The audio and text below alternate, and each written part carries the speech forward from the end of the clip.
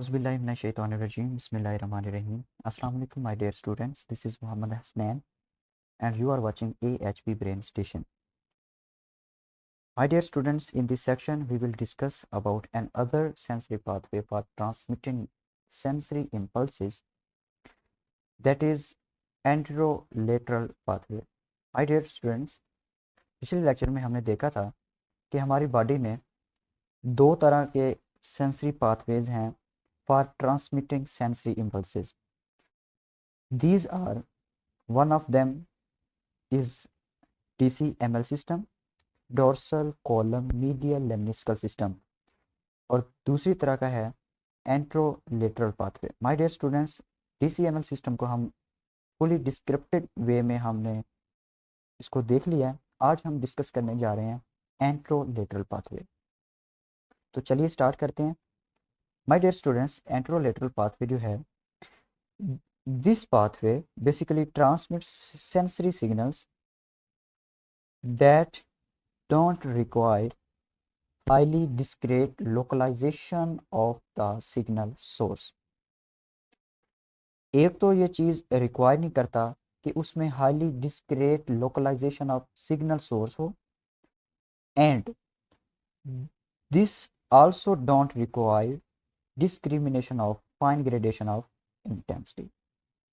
My dear students, अगर इसकी types की बात करें कि ये कितने सिग्नल्स को मतलब कितनी टाइप्स के सिग्नल्स को ये ट्रांसमिट करता है, तो इसमें pain, heat, cold, crude tactile, tickle, itch and sexual sensation आ जाती हैं.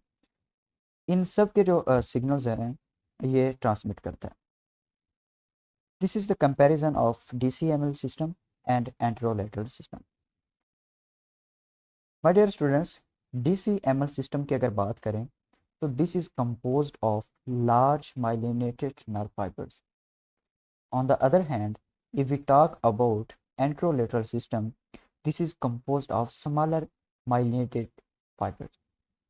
This is the big difference among DCML system and anterolateral system. If we talk about DCML system, this is composed of large myelinated nerve fibers, but जो anterolateral system है, this is composed of smaller myelinated fibers. Another difference is DCML system transmits signals to the brain at velocity of 30 to 110 meter per second. On the other hand, if we talk about anterolateral system, they are concerned with slow impulse. Like if we compare both values, this is 30 to 110, but this is only up to 40 meter per second. We can say that anterolateral system जो है, this is concerned with low velocity signals. My dear students, next इसके जो है comparison को देखते हैं कि DCML system में there is special orientation of the nerve fibres. जो हमने देखी थी कि जो नर्व फाइबर एक साइड पे हैं तो वो लोअर मेडुला पे जाके जो स्पाइनल कॉर्ड का जो एंटीरियर फिशर है उसको क्रॉस कर देते हैं और दूसरी तरफ हो जाते हैं. तो शुरू में ये इस साइड पे थे, लेकिन जब ये एंटीरियर कमिशर को क्रॉस करते हैं तो ये दूसरी तरफ से हो जाते हैं. तो इस जो है डिफरेंस ऑफ ओरिएंटेशन को हम कहते हैं special orientation of nerve fibre. लेकिन माय डियर स्टूडेंट्स, जो एंटीरोलेटरल सिस्टम है इसमें जो स्पेशल ओरिएंटेशन है ये बहुत ही कम होती है. माय डियर स्टूडेंट्स, एक बहुत ही इम्पोर्टेंट बात यह है कि इसकी कैरेक्टरिस्टिक में ये आ जाती है कि एंट्रोलेटरल सिस्टम जो है इसमें एक एबिलिटी है, वो क्या है, to transmit a broad spectrum of sensory modalities, जिसमें pain, warmth, cold and crude tactile sensations आ जाती हैं. लेकिन DCML सिस्टम में ये एबिलिटी नहीं होती. They are just concern with pressure और टच सेंसेशन। स्टूडेंट्स, अब हम बात करते हैं अनाटॉमी ऑफ एंटेरोलेटरल पाथवे की। स्टूडेंट्स, पिछले DCML सिस्टम में हमने बात की थी कि जब भी एक स्पाइनल नर्व स्पाइनल कॉर्ड को क्रॉस करती है तो इमीडिएटली वो दो ब्रांचेस में डिवाइड हो जाती है।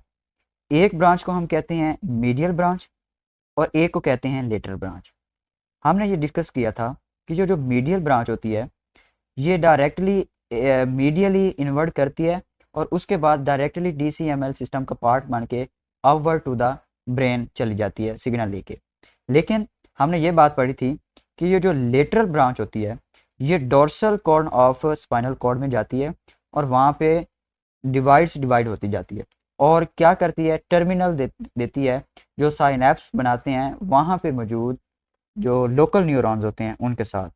तो my dear students, anterolateral pathway में जो नर्व एंट्रोलेटरल फाइबर्स होते हैं वो ओरिजिनेट कहाँ से करते हैं, उन लेमिना से जो वहाँ पे डिवीजन के तौर पर वजूद में आते हैं, उनसे ये ओरिजिनेट होते हैं। अगर उनकी नंबरिंग की बात करें तो फर्स्ट और उसके बाद फोर्थ, फिफ्थ एंड सिक्स, ये चार माय डियर स्टूडेंट्स ये लेमिना हैं जिनसे एंट्रोलेटरल फाइबर्स ओरिजिनेट होते हैं। किस में, एंटेरोलेटरल पाथवे में। इसमें स्टूडेंट्स यही बात बताई गई है कि these laminas are where many of the dorsal root sensory nerves fibers terminate after entering the cord. My dear students, next इसकी बात हम करते हैं कि जो एंट्रोलेटरल फाइबर्स ओरिजिनेट होते हैं जब वो स्पाइनल कॉर्ड में आते हैं तो वो इमीडिएटली स्पाइनल कॉर्ड का जो एंटीरियर कमीशर होता है उसको क्रॉस करते हैं और opposite side of the spinal cord वहाँ पे anterior and lateral white column की सूरत में अपवर्ड टू द ब्रेन जाते हैं। तो स्टूडेंट्स, हमने ये पढ़ा था कि जो DCML सिस्टम है उसमें जो नर्व फाइबर स्पाइनल कॉर्ड में आते हैं वो एक साइड पे आते हैं, लेकिन लोअर मेडुला की जगह पे वहाँ पे वो जो एंटीरियर कमीशर है उसको क्रॉस करते हैं। तो इससे क्या होता है, जो स्पेशल ओरिएंटेशन होती है उसमें ज़्यादा होती है और जो एंटेरोलेटरल सिस्टम है इसमें कम होती है। नेक्स्ट है कि where they turn upward toward the brain by the way of anterior spinothalamic and lateral spinothalamic tracts की सूरत में ये upward to the brain travel करते हैं। नेक्स्ट है स्टूडेंट्स, इसकी टर्मिनस की हम बात करते हैं।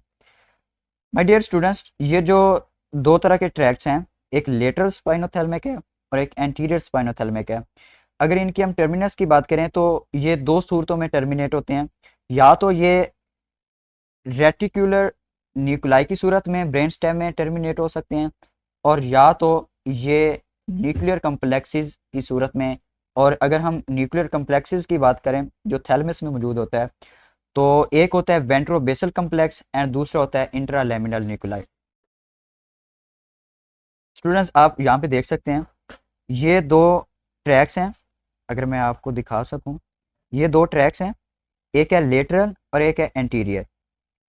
तो अगर हम टर्मिनस की बात करें तो एक सूरत में ये रेटिकुलर ट्रैक में डिवाइड हो सकते हैं, टर्मिनेट हो सकते हैं। और दूसरी पॉसिबिलिटी ये है कि जो है इंट्रालेमिनल न्यूक्लाई जो थैलेमस में मौजूद होते हैं न्यूक्लियर कम्प्लेक्सेस की सूरत में, तो यहाँ पे वो टर्मिनेट हो सकते हैं, या तो वो रेटिकुलर ट्रैक में हो सकते हैं या वो न्यूक्लियर कम्प्लेक्सेस में जिसमें वेंट्रोबेसल कम्प्लेक्स आ जाता है और इंट्रालेमिनल न्यूक्लाई आ जाता है उसमें टर्मिनेट हो सकते हैं। अगर हम इसकी एग्जांपल की बात करें तो टेक्टाइल सेंसेशन जो होते हैं, टेक्टाइल सिग्नल्स होते हैं, are transmitted mainly into the ventrobasal complex. My dear students, जो टेक्टाइल सिग्नल्स हैं वो वेंट्रोबेसल कम्प्लेक्स के ज़रिए ब्रेन तक ट्रांसमिट होते हैं। अगर हम इसकी टर्मिनेशन की बात करें तो माय डियर स्टूडेंट्स, दिस जो है जो टेक्टाइल सिग्नल है ये उसी थैलेमिक न्यूक्लाई पे टर्मिनेट करता है जहाँ पे डोर्सल कॉलम जो टेक्टाइल सिग्नल है वहाँ वो टर्मिनेट करते हैं। तो यहाँ से क्या होता है कि ये दोनों जो हैं सोमैटोसेंसरी कॉर्टेक्स की तरफ जाते हैं, दोनों, डोर्सल कॉलम भी और दूसरा क्या है एंटीरोलेटरल, दोनों सिग्नल्स ये सोमैटोसेंसरी कॉर्टेक्स के अलोंग ट्रेवल करते हैं। नेक्स्ट है पेन सिग्नल्स की अगर हम बात करें तो जो पेन सिग्नल्स हैं, only fraction of the pain signals project directly to the ventrobasal complex. My dear students, pain signals की एक फ्रैक्शन है सिग्नल्स की जो अलोंग जो है वेंट्रोबेसल कॉम्प्लेक्स की सूरत में ट्रांसमिट होती है। ज़्यादातर क्या होता है कि ये जो हैं ये रेटिकुलर न्यूक्लाई को यूज़ करते हैं जो ब्रेन स्टेम में मौजूद होते हैं। यहाँ पे ये रिले करते हैं इंट्रा लैमिनार न्यूक्लाई के साथ जो थैलेमस में मौजूद होता है। तो यहाँ से जो पेन सिग्नल्स हैं ये फर्दर प्रोसेस्ड होते हैं। नेक्स्ट इसकी थोड़ी सी कैरेक्टरिस्टिक्स की बात हम करते हैं। पहली इसमें हम बात करते हैं कि वेलोसिटी की। The velocity of transmission are only 1/3 to 1/2 those in the dorsal column medial lemniscal system. Students, हमने पहली जो स्लाइड है उसमें हमने कंपैरिजन देखा था। जो DCML सिस्टम है वो ट्रांसमिट करती है 30 to 110 मीटर पर सेकंड की रफ्तार से, लेकिन एंटीरोलेटरल जो पाथवे है वो जस्ट 40 मीटर पर सेकंड की रफ्तार से ये ट्रांसमिट करता है।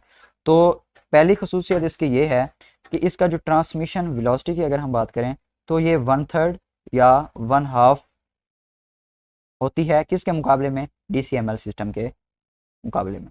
दूसरी ये है कि जो स्पेशल लोकलाइजेशन ऑफ सिग्नल है वो वेरी पोर होती है इसमें। तीसरी अगर हम बात करें तो the gradation of intensity are also far less accurate. जो इंटेंसिटी की ग्रेडेशन है ये बहुत ही थोड़ी एक्यूरेट होती है, with most of the sensations being recognized in 10 to 20 gradation of strength rather than as many as 100 gradation of the dorsal column system। Dorsal column की निस्बत डोर्सल कॉलम में 100 ग्रेडेशन होती है, फर्ज करें अगर बात करें तो इसमें 10 to 20 ग्रेडेशन की स्ट्रेंथ होती है।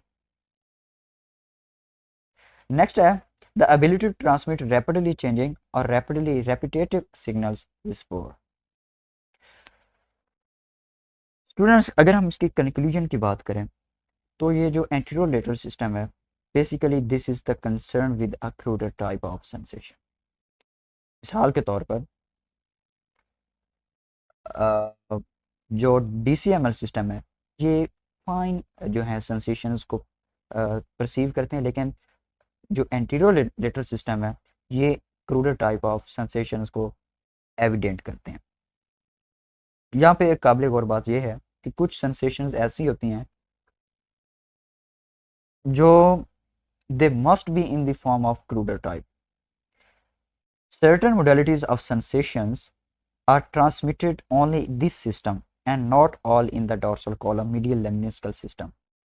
कुछ sensations ऐसी हैं my dear students जो हर सूरत में एंट्रोलेटरल सिस्टम यानी इन अ क्रूडर वे में ट्रांसमिट होती हैं। They are pain, temperature, tickle, itch and sexual sensations in addition to crow touch and pressure। My dear students, this was all about anterolateral system. I hope कि मैं आपको काफ़ी चीज़ें समझाने में कामयाब हो गया हूँगा। मेरी दुआ है कि अल्लाह ताला आप अपना करम फरमाए, फजल फरमाए। अस्सलाम वालेकुम।